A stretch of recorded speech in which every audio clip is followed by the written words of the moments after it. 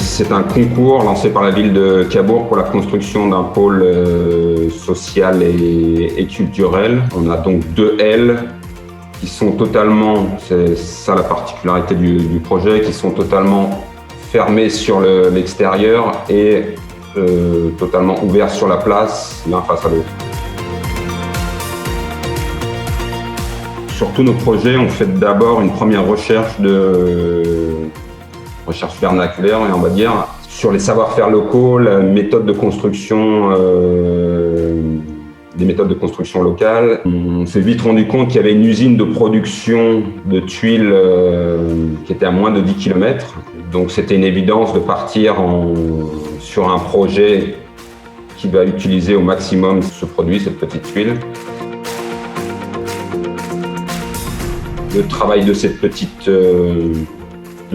tuile qu'on a essayé de pousser au maximum, et au lieu de l'avoir simplement en toiture avec un traitement classique, on a essayé d'avoir une seule enveloppe. La petite tuile, c'est un matériau un des plus anciens, on va dire. Son utilisation dans les détails, dans les retournements de façade, dans les rives, etc. Donc il y a eu un vrai travail d'échange et de mise au point du détail du produit avec le fabricant.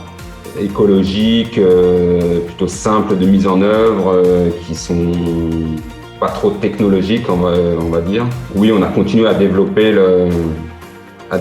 certains de nos projets avec ces matériaux écologiques à base de terre.